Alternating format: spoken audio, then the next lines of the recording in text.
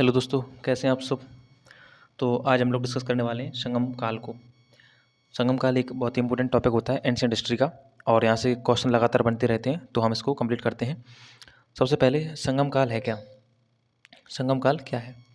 तो संगम काल वह काल है जिसकी जानकारी हमें संगम साहित्य से मिले। संगम काल क्या। संगम काल ऐसा काल जिसकी जानकारी हमें संगम साहित्य से मिले। संगम साहित्य क्या। संगम साहित्य वह है जिसकी रचना संगम में हुई हो। जिसकी रचना संगम में हुई हो। और संगम क्या। संगम मतलब मिलन। किस चीज़ का मिलन। तमिल कवियों का मिलन। तमिल कवियों का मिलन। तो संगम काल क्या है जिसकी जानकारी हमें संगम साहित्य से मिले, वह संगम काल है। दूसरा प्रश्न, संगम साहित्य क्या है। जिसकी रचना संगम में हुई हो वो संगम साहित्य है। संगम क्या है। संगम का अर्थ होता है मिलन। किस चीज़ का मिलन। तमिल कवियों का मिलन या तमिल कवियों की संगोष्ठी को संगम कहते हैं, और उसी संगम में जिस साहित्य की रचना हुई उसे संगम साहित्य कहते हैं, और जिस संगम साहित्य से हमें जिस काल के बारे में जानकारी मिले उसे संगम काल कहते हैं। अब आगे बढ़ते हैं। संगम काल में जो हम पढ़ते हैं, तीन महत्वपूर्ण शासक, चाहे चेर शासक हों, चाहे चोल शासक हों, चाहे पांड्य शासक हों, इन तीनों ही वंशों के बारे में हमें संगम काल में पढ़ना रहता है। चेर, चोल, पांड्य। सबसे ज़्यादा जो उल्लेख है, सर्वाधिक जो उल्लेख मिलता है संगम साहित्य में, वो किसका मिलता है हमें। चेरों का मिलता है। ठीक, आगे चलते हैं। अब तीन संगमों का आयोजन जो हुआ था उसके बारे में थोड़ी सी जानकारी हम लेते हैं। तो तीन संगमों का आयोजन किस टाइम पीरियड में हुआ था, किन शासकों ने इनको संरक्षण दिया था, और किन ग्रंथों की इनमें रचना हुई थी, यह हमें देखना है। तो 100 ईस्वी से लेकर के 250 ईस्वी तक तीन संगमों का आयोजन हुआ था, और इनमें पांड्य शासकों द्वारा संरक्षण दिया गया था। क्या चेरों ने संरक्षण दिया था, क्या चोलों ने संरक्षण दिया था, या फिर पांड्य शासकों ने संरक्षण दिया था। तो आपका सही उत्तर पांड्य शासक होगा। पांड्य शासकों ने ही संरक्षण दिया था।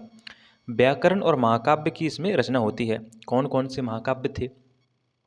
तमिल भाषा का इलियाड रहता है कोई। इन सब की जानकारी हम अभी बाद में करेंगे। तो व्याकरण महाकाव्य की रचना भी हुई थी। आगे चलते हैं। अब तीन संगम, इनका स्थान, इनके अध्यक्ष और इनका संरक्षक, और इनमें किन किन ग्रंथों की रचना हुई, ये आपसे प्रश्न पूछे जाते हैं। यानी कि अगर प्रीलिम्स की दृष्टि से हम देखें तो ये टेबल अकेला 10 क्वेश्चन बनवा सकता है। मतलब इस टेबल से 10 क्वेश्चन संभावित हैं, और जिनमें से कोई सा भी एक प्रश्न उठ करके हमारे एग्जाम में आ सकता है। तो प्रथम संगम का स्थान क्या था। मदुरई। प्रथम संगम का स्थान मदुरई। द्वितीय संगम का स्थान कपाटपुरम। द्वितीय संगम का स्थान कपाटपुरम। तृतीय संगम का स्थान मदुरई या उत्तरी मदुरई। तो तीन संगमों के स्थान हमें याद होने चाहिए। अब प्रथम संगम की अध्यक्षता किसने की थी। तो ऋषि अगस्त्य ने प्रथम संगम की अध्यक्षता की थी। द्वितीय संगम की अध्यक्षता की थी तोलकाप्पियर ने। तृतीय संगम की अध्यक्षता की थी नक्कीरर ने। ये तीन संगमों के अध्यक्ष हो गए, और तीनों संगमों को जो संरक्षण दिया है वो किन शासकों ने दिया है। वो पांड्य शासकों ने दिया है। तो अभी तक कितने प्रश्न बने। प्रथम संगम का स्थान मदुरई, द्वितीय संगम का स्थान कपाटपुरम, तृतीय संगम का स्थान उत्तरी मदुरई। तीन प्रश्न हो गए। चौथा प्रश्न, प्रथम संगम की अध्यक्षता किसने की। ऋषि अगस्त्य ने। द्वितीय संगम की जो अध्यक्षता किसने की। तोलकाप्पियर ने की। तृतीय संगम की अध्यक्षता किसने की। नकीरर ने की। 6 प्रश्न हो गए। सातवां प्रश्न, कि तीनों ही संगमों को या प्रथम द्वितीय तृतीय अलग अलग करके भी पूछे, संरक्षण किसने दिया है। पांड्य शासकों ने दिया है। अब 7 प्रश्न ही हो चुके। अब कुछ और प्रश्न जो बन सकते हैं कि प्रथम संगम में रचित कोई ग्रंथ है क्या। तो कोई भी ऐसा महत्वपूर्ण ग्रंथ नहीं है जिसे हम याद रखें प्रथम संगम में। जब द्वितीय संगम की बात आती है तो उसमें एक बहुत महत्वपूर्ण ग्रंथ है तोलकाप्पियम, उसकी रचना की गई है। तो जब तुमसे पूछा जाए कि तोलकाप्पियम की रचना किस संगम में हुई थी, तो द्वितीय संगम में तोलकाप्पियम की रचना हुई थी। और तोलकाप्पियम को तमिल भाषा का प्रथम व्याकरण पुस्तक भी कहते हैं। तोलकाप्पियम को तमिल भाषा का प्रथम व्याकरण पुस्तक भी कहा जाता है। और इसके जो रचयिता थे वो थे तोलकाप्पियर। इसके रचयिता कौन थे। इसके रचयिता थे तोलकाप्पियर। तो द्वितीय संगम में किसी महत्वपूर्ण ग्रंथ की रचना हुई है क्या। हुई है सर, तोलकाप्पियम की। और तोलकाप्पियम किसके द्वारा रचित है। तो यह है तोलकाप्पियर के द्वारा, और इसको तमिल भाषा का प्रथम व्याकरण पुस्तक भी माना जाता है। तो 2 से 3 प्रश्न तोलकाप्पियम अकेले से बन रहे हैं। अब आगे चलते हैं। तृतीय संगम में किसकी रचना हुई थी। तो अहनानुरु पुरनानूरु और ऐतुतोके, इन 3 ग्रंथों की रचना तृतीय संगम में हुई थी। चाहे बात अहनानूरु की हो, चाहे बात पुरनानूरु की हो, चाहे बात ऐतुतोके की हो, इनकी रचना कहाँ हुई थी? तो इनकी रचना तृतीय संगम में हुई थी। सर अहनानूरु और पुरनानूरु से किस चीज़ के बारे में जानकारी मिलती है? तो तृतीय संगम के बारे में तो बताएंगे ये, साथ ही साथ इनमें से हमें चंद्रगुप्त के दक्षिण भुजा की जानकारी मिलती है। अहनानूरु, पुरनानूरु चंद्रगुप्त की दक्षिण भुजा की जानकारी हमें देते हैं। ऐतुतोके को कहा जाता है कि ये 8 तमिल पुस्तकों का समूह था। तो अब कुछ प्रश्न, जैसे कि तमिल भाषा का प्रथम व्याकरण पुस्तक किसे कहा जाता है? सर तोलकाप्पियम को कहा जाता है। तोलकाप्पियम किसने लिखा है? तोलकाप्पियर ने लिखा है। अहनानूरु, पुरनानूरु किस संगम में रचित हैं? तृतीय संगम में। चंद्रगुप्त की दक्षिण भुजा की जानकारी कहाँ से मिलती है? अहनानूरु, पुरनानूरु से। 8 तमिल पुस्तकों का समूह किसे कहा जाता है? ऐतुतोके को। तो ये कुछ प्रश्न थे जो इस अगली टेबल से बन सकते हैं, ये आपको याद रखने हैं। आगे बढ़ते हैं। अब बात करते हैं कि इनका जियोग्राफिकल डिवीजन कहाँ था। तो चेर कहाँ थे? चेर जो थे वो केरल वाले हिस्से में मिलेंगे, इनको केरल पुत्र भी कहा गया है। चोल आंध्रा वाले हिस्से में मिल जाएंगे, पांडे तमिलनाडु वाले हिस्से में मिल जाएंगे। तो ये थोड़ा सा इनके बारे में आप देख सकते हैं। अब आगे चलते हैं, चेरों के बारे में देखते हैं। तो चेर सबसे प्राचीन जो राजवंश है वो चेर माने जाते हैं। इनको केरल पुत्र कहा गया है अशोक के शिलालेख में। इंपॉर्टेंट पॉइंट है कि अशोक के शिलालेखों में किसे केरल पुत्र कहा गया है, या फिर केरल पुत्र के नाम से कौन जाने जाते थे? तो चेर केरल के साइड रहते, तो आप लगा सकते हैं आसानी से कि चेरों को केरल पुत्र कहा गया है। अब चेर जो है इनकी उत्पत्ति हुई है एक तमिल शब्द से, वो है चेरल या चरल। तो चेर की उत्पत्ति किस तमिल शब्द से हुई है? चेरल या चरल से। इसका अर्थ क्या होता है? इसका अर्थ होता है पर्वतीय देश। पर्वतीय देश इसका अर्थ होता है। चेरों का प्रतीक चिन्ह क्या है? तो चेरों का प्रतीक चिन्ह धनुष है। तीनों के ही प्रतीक चिन्ह हमें याद रखने हैं। चेरों का प्रतीक चिन्ह क्या है? धनुष। आगे चलते हैं और चेरों के एवं शासकों के बारे में जानकारी लेते हैं। तो पहला शासक है उदयनजीरल। पहला शासक कौन सा है? पहला शासक है उदयनजीरल। उदयनजीरल प्रथम शासक माना जाता है चेरों का, और महाभारत के युद्ध में इसने भोजन करवाया था, ऐसा कहा गया है। और उदयनजीरल के बारे में कहा जाता है कि इसने महाभारत के युद्ध में भोजन करवाया था, लेकिन ये बात तो बस फेंकी हुई है। इम्पोर्टेंट बात जो है वो है कि पाकशाला बनवाई थी इसने। तो जो आपसे प्रश्न पूछा जाएगा वो ये होगा कि पाकशालाओं का निर्माण करवाने के लिए जो चेर शासक जाना जाता है उसका नाम क्या है? वो है उदयनजीरल। इसने एक उपाधि धारण की थी महाभोजन उदयनजीरल। महाभोजन उदयनजीरल। तो उदयनजीरल के बारे में कितने बिंदु याद रखने हैं कि इसने पाकशालाओं का निर्माण करवाया था और उसने एक उपाधि धारण की थी महाभोजन उदयनजीरल। आगे बढ़ते हैं। दूसरा शासक है नेदुनजीरल आदन। दूसरा शासक कौन सा है? नेदुनजीरल आदन। इसकी राजधानी मदुरई थी। इसने हिमालय पर धनुष बनवाया था। ये भी फेंकी हुई बात है कि हिमालय पर धनुष बनवाया था।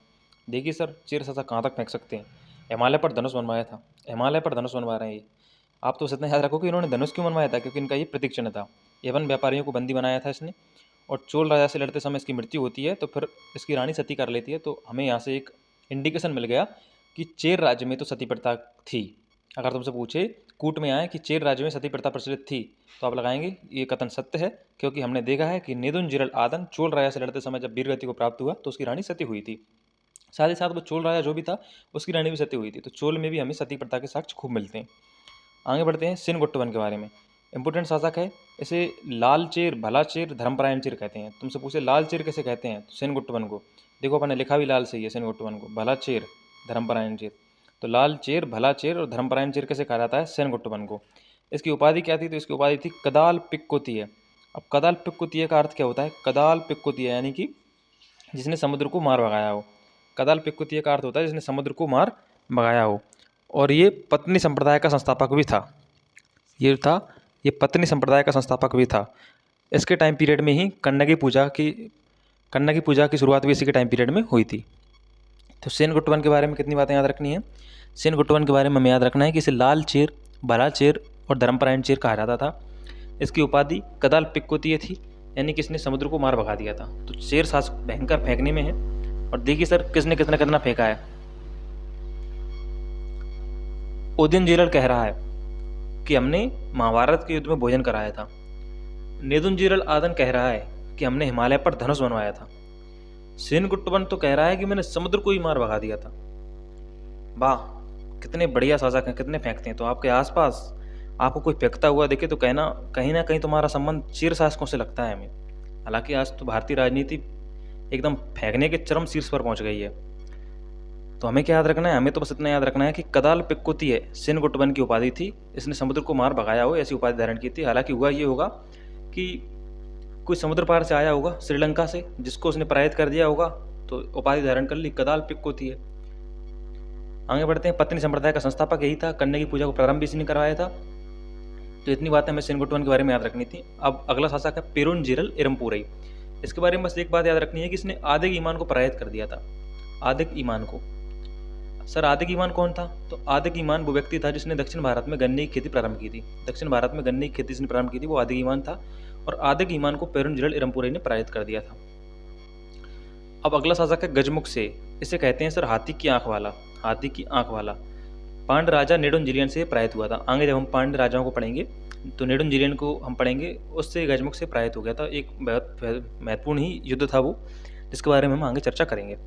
तो ये थे अपने चेर शासक। चेर शासकों को एक बार फिर से देखते हैं। पहला था उदयनजिरल। पाकशालाओं का निर्माण करवाना हो, महाभोजन उदयनजिरल की उपाधि हो तो उदयनजिरल के नाम से जाएंगे हम। यवन व्यापारियों को बंदी बनाना हो, चाहे चोल राजा से लड़ते समय मृत्यु हो गई हो, और चाहे हिमालय पर धनुष बनवाने वाले ही बात हो, तीनों का आंसर क्या होगा? निदुंजिरल आदन। लाल चेर, भला चेर, धर्मपरायण चेर, सेनगुट्टवन। कदाल पिक्कोतीय उपाधि इंपोर्टेंट है। कदाल पिक्कोतीय किसने उपाधि धारण की? सेनगुट्टवन ने। कन्या की पूजा की प्रारंभ किसने करवाया? सेनगुट्टवन ने। और आदिग ईमान को पराजित करने वाला कौन था? पेरुंजिरल इरमपुरई। आगे बढ़ते हैं, चोल शासकों को देखते हैं। तो चोल शासक जो थे ये पेन्नार और बेल्लारू, दो नदियां थी पेन्नार और बेल्लारू, इन नदियों के बीच में जो शासन था वो था चोल। तो पेन्नार और बेल्लारू नदियों के बीच में जो स्थित था वो था चोल शासन, और उसको कहते थे कोरोमंडलम या चोल मंडलम। तो कोरोमंडलम या चोल मंडलम के नाम से जाना जाता था। इसका प्रतीक चिन्ह क्या था? बाघ था। चेरों का प्रतीक चिन्ह क्या था? धनुष था। चोलों का प्रतीक चिन्ह क्या है? बाघ है। अब इनकी राजधानी के संबंध देखते हैं। तो उत्तरी मंडलूर, ओरैयूर और तंजावुर, तीन राजधानियां रही हैं किसकी? चोलों की। चोलों की प्रारंभिक राजधानी क्या थी? उत्तरी मंडलूर। बाद में क्या बनी? ओरैयूर। और उसके पश्चात क्या बनी? तो करिकाल जब आता है तो वो बनवाता है तंजावुर। करिकाल ने क्या बनवाया? करिकाल ने बनवाया तंजावुर। आगे बढ़ते हैं। अब चोल शासकों में पहला जो शासक है वो है इलनेजेत चेन्नी। तो इलनेजेत चेन्नी के बारे में जो एक बात याद रखनी है कि ये अपने सुंदर रथों के लिए प्रसिद्ध था। तो सुंदर रथों के लिए कौन सा चोल शासक जाना जाता है? इलनेजेत चेन्नी। श्रीलंका विजय के लिए कौन सा चोल शासक जाना जाता है? एलारा। और कदाल पिक्कोतीय उपाधि किसकी थी? सेनगुट्टवन की थी। अगला शासक है करिकाल, बहुत इंपोर्टेंट शासक है। देखिए इसे पांव जला व्यक्ति कहते हैं। 190 ईसा पूर्व इसका 190 ईस्वी इसका टाइम पीरियड है, जो कि हमें याद नहीं रखना। पुहार की इसने स्थापना करवाई थी। पुहार बोले तो कावेरीपट्टनम, और ये राजधानी जो है वो ओरैयूर से कावेरीपट्टनम ले जाता है। ये करिकाल के बारे में हमें याद रखना है कि इसे पांव जला व्यक्ति कहते हैं। पुहार की स्थापना इसने करवाई थी। राजधानी ओरैयूर से कावेरीपट्टनम ये ले गया था। और शिल्पाधिकारम एक तमिल ग्रंथ है जिसमें करिकाल की पुत्री है आदिनंदी। आदिनंदी की हमें जानकारी मिलती है। आदिनंदी अपने सतीत्व को से अपने पति को जिंदा कर लेती है। तो शिल्पाधिकारम में करिकाल की पुत्री आदिनंदी की जानकारी मिलती है, ये भी याद रखना है। और कावेरी नदी पर करिकाल ने एक बांध बनवाया था 160 किलोमीटर लंबा, जो कि जो श्रीलंका से जीत करके जो बंदी बना करके लाया था उन बंदियों से इसने कार्य करवाया था। क्या शासक रहा होगा सर? श्रीलंका से कुछ बंदी बना करके लाया है, उनसे इसने 160 किलोमीटर लंबा बांध बनवा दिया कावेरी नदी पर। तो प्रश्न आएगा कावेरी बांध किसने बनवाया था? वो था अपना करिकाल। करिकाल के बारे में कितने बिंदु हैं? पांव जला व्यक्ति है, पुहार की स्थापना है, राजधानी ओरैयूर से कावेरीपट्टनम ले गया है, इसकी पुत्री आदिनंदी का उल्लेख शिल्पाधिकारम में है, और 7 स्वरों का सर ये ज्ञाता था। 7 स्वरों का ये ज्ञाता था। 7 स्वरों का ज्ञाता भी यही रहा है, और कावेरी नदी पर इसने बांधी बनवाया है। आगे बढ़ते हैं सर। पेरुनर किल्ली के बारे में देखते हैं। तो पेरुनर किल्ली जो है इसने राष्ट्रीय यज्ञ करवाया था। सेन गणान इसने शैव मंदिरों का निर्माण करवाया था। तो इतने चोल शासक हमें याद रखने हैं। सेन गणान शैव मंदिरों के लिए जाना जाता है, आप ऐसे याद रखते हैं। सेन गणान यानी कि से आ रहा है, शैव मंदिरों का निर्माण करवाएगा। पेरुनर किल्ली राष्ट्रीय यज्ञ करवाएगा सर, पेरुनर किल्ली राष्ट्रीय यज्ञ करवाएगा। करिकाल के बारे में आपने देखा ये कावेरी बांध, काफूर करिकाल काफूर कावेरी बांध 7 स्वरों का ज्ञाता था। करिकाल की पुत्री आदिनंदी का उल्लेख उसमें शिल्पाधिकारम मिलता है। राजधानी को ओरैयूर से कावेरीपट्टनम ले गया था। आगे चलते हैं, पांड्य शासकों को पढ़ते हैं। और पांड्य शासकों का जो उल्लेख है वो मावर के रूप में मिलता है। मावर के रूप में पांड्य शासकों का उल्लेख मिलता है, जो कि मेगस्थनीज ने किया है। तो मेगस्थनीज मावर किसे कहता है? मेगस्थनीज ने जो मावर शब्द का उल्लेख किया है वो किन शासकों के संबंध में है? चेरों के, चोलों के या पांड्यों के? तो पांड्यों के संबंध में मावर शब्द का प्रयोग मेगस्थनीज ने किया है। पांड्य जो राज्य था वो मोतियों के लिए बहुत प्रसिद्ध था। प्रश्न पूछा जाएगा मोतियों के लिए कौन सा चोल, मोतियों के लिए कौन सा संगम काल में शासन प्रसिद्ध था? तो वो था पांड्य शासन। पांड्यों का अर्थ क्या होता है? प्राचीन प्रदेश। इतनी बातें यहाँ से याद रखनी है। आगे चलते हैं। इसकी राजधानी मदुरै रही थी, और इसका प्रतीक चिन्ह क्या था? मछली या कार्प था। तो 3 प्रतीक चिन्ह आपको याद रखने हैं। एक क्या? एक धनुष, एक क्या था? धनुष, एक धनुष था, एक बाघ था और एक मछली है। तो मछली पांड्यों का, बाघ चोलों का और धनुष चेरों का था। पांड्य शासक पहला है नेडियोन। नेडियोन का अर्थ होता है लंबा आदमी, जिसने समुद्र पूजा प्रारंभ की थी। तो दो बातें याद रखनी है, नेडियोन का क्या अर्थ है, लंबा आदमी, समुद्र पूजा इसने प्रारंभ की थी। दूसरा शासक है पलसालई मुदुकुडमी। पलसालई मुदुकुडमी का अर्थ होता है यज्ञशालाएं बनाने वाला। पलसालई मुदुकुडमी, इसने यज्ञशालाएं बनाई थी और इसने एक उपाधि धारण की थी महेश्वर की। तो ये इंपॉर्टेंट हो जाएगा कि महेश्वर की उपाधि किस शासक ने धारण की थी, पलसालई मुदुकुडमी ने। और समुद्र पिक होती है, ऐसी उपाधि किसकी थी, ये आपको बताना है। अगला शासक है नेडुंजिलियन। तो नेडुंजिलियन जो है ये विख्यात शासक है। नेडुंजिलियन महत्वपूर्ण शासक है। पांड्य शासकों में यदि कोई इंपॉर्टेंट है वो है नेडुंजिलियन। सर इसने तलैया लंगानम का युद्ध में भाग लिया था। ये वही युद्ध है तलैया लंगानम का जिसमें हमने पढ़ा था गजमुख सिंह को पराजित करने वाला। तो सर तलैया लंगानम का युद्ध 290 ईस्वी में हुआ था। इसमें इसने चेर शासक गजमुख सिंह को बंदी बना लिया था। तो तलैया लंगानम का युद्ध का डेट पूछे तो 290 ईस्वी। किन शासकों के बीच में हुआ है, तो पांड्य शासक नेडुंजिलियन और चेर शासक गजमुख सिंह के मध्य हुआ था, जिसमें चेर शासक गजमुख सिंह पराजित हुआ था। इसके ये खुद भी कवि था सर, और उसके दरबार में दो कवि रहते थे, नक्कीरर और मामुंडी मरुदन। तो नक्कीरर हो चाहे मामुंडी मरुदन हो, दोनों ही किसके दरबार में रहते थे, नेडुंजिलियन के। और सर नक्कीरर ने एक संगम की भी अध्यक्षता की थी। किस संगम की, तो इसने सर थर्ड संगम की अध्यक्षता की थी। रोमन सम्राट अगस्टस के दरबार में इसने दूत भेजा था। सलप्पाधिकारम की त्रासदी सर इसी के टाइम पीरियड में आई थी। अब सलप्पाधिकारम की त्रासदी क्या है ये हम बाद में कभी डिस्कस करेंगे। फिलहाल इतना याद रखना है कि सलप्पाधिकारम की त्रासदी हो, चाहे रोमन सम्राट अगस्टस के दरबार में दूत भेजना हो, चाहे नक्कीरर और मामुंडी मरुदन जैसे कवि हो, चाहे तलैया लंगानम का युद्ध हो, सब के सब नेडुंजिलियन के टाइम पीरियड की बातें हैं। अगला है नल्लिपकोडन। नल्लिपकोडन सर पांड्यों का अंतिम शासक था। तो ये पांड्य शासक थे। आगे चलते हैं और एक ग्रंथ है सलप्पाधिकारम, इसके बारे में देखते हैं। तो ये इलांगो आर्टिकल ने लिखा है। सलप्पाधिकारम के रचयिता कौन है, इलांगो आर्टिकल। इसमें कोवलन कन्नगी की प्रेम कहानी के बारे में जानकारी मिलती है। प्रथम महाकाव्य है सर ये, और इसे तमिल भाषा का इलियाड कहा जाता है। तमिल भाषा का इलियाड इसे कहते हैं। अगला है सर मणिमेकलाई। सर मणिमेकलाई शीतले सत्यनारायण ने लिखा है। इसमें कोवलन और माधवी की पुत्री के बारे में जानकारी मिलती है, और सर इसे तमिल भाषा का ओडिसी कहते हैं। तो सर तमिल भाषा का ओडिसी क्या है, मणिमेकलाई, और तमिल भाषा का इलियाड क्या है, सलप्पाधिकारम। और अगला ग्रंथ है जीवक चिंतामणि। तो जीवक चिंतामणि को लिखा किसने है, त्रिप्तदेवर ने। त्रिप्तदेवर ने जीवक चिंतामणि को लिखा है। इसमें हमें जैन साहित्य की जानकारी मिलती है, और ये जो मणिमेकलाई था इसमें हमें बौद्ध साहित्य की जानकारी मिलेगी। तो ये था संगम काल। कैसा लगा आपको लेक्चर, बताइएगा कमेंट करके। Thank you so much.